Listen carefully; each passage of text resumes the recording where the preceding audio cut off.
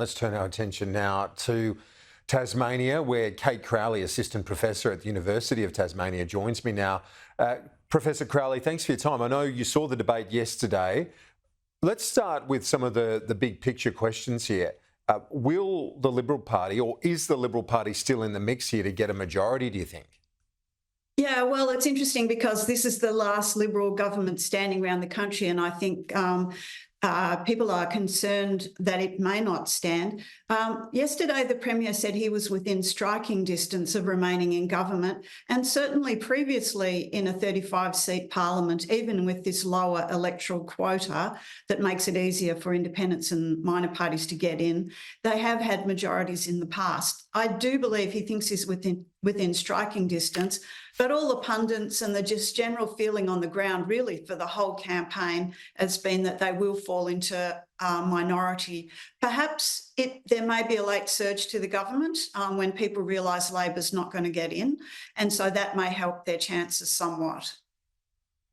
Yeah, the stampede effect, as we've come to know it in Tasmania, with Tasmanians not so happy with minority government. If they think a party's going to win, they get behind it. So we'll see. Yeah, maybe that happens in the last 48 hours. We reported earlier a poll that shows, my colleague Andrew Clennell had these numbers, which suggest that Jackie Lambie will get 4 seats on, if this polling's right, 4 seats in the new parliament. Then I spoke to Senator Lambie and asked her about the prospect of having more of seats in the House, in the lower house in Tasmania, and she said, well, Labor's has been smarter about all of this, that they haven't sought to criticise or try and prevent or block the Jackie Lambie Network. So it seems like she's much more positive about Labor right now in the final stages of the campaign. Have the Liberals burnt their bridges with the Jackie Lambie Network? Oh, this is such a fascinating twist, isn't it? Right towards the end. The Jackie Lambie Network would have possibly been natural partners to support a Liberal minority government, although once they backflipped and said that rather than having no policies, they did have some policies, and they were wanting fishing looked at in terms of environmental issues.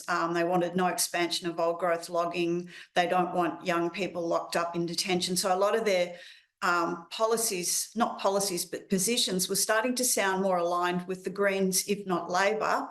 But nevertheless, Jackie Lambie her candidates will independently decide who to support, and you would think they'd be natural Conservatives.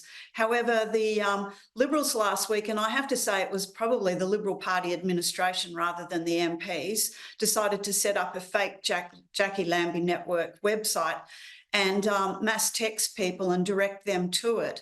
So, and I think people shuddered when they heard that, because all of us on a daily basis, our passwords, our identity, this identity theft is the new scare that we have in our lives. And I don't think people would have been sympathetic with that. So I'm not sure whether that will turn the Lambie Network off supporting the Liberals, but it would be a major twist if Labor got less votes and the crossbench and Lambie Network and the Greens all supported Labor and they formed a minority government. Yeah, well, Jackie Lambie also reiterating today her opposition to the proposed stadium as it is at the moment. Finally, in the People's Forum yesterday, it was quite stark how tough a lot of people are finding it, cost of living pressures and so on in Tasmania. I just wonder, why isn't Labor doing better? This is such a vexed question. It's if we look at it I think this historically goes back to the split between the left and the right and the Labor Party in the 80s over the Franklin River being dammed or not being dammed. But if we come to the immediate history of this election, Labor had just come out of administration. They came out of administration. Let's go back and say the election was called. Were they ready for that? They then came out of administration. Do they have the funds? Are they attracting funds? Having just come out of administration, does their administrative office in Hobart, is it thoroughly cleansed, whatever was done there? I don't know. And the other thing is, are they just playing dead? Are they waiting for the next election? Do they realise they've got no hope this election? They don't want to govern in minority. And it will be really interesting to see what happens to Labor. But everyone is perplexed because if you look at any promise track going, cost of living is well covered by Labor, but not cutting through. Yeah, that's true. Professor Crowley, great to chat. Thanks. It's going to be an interesting watch on Saturday. Yeah, thank you.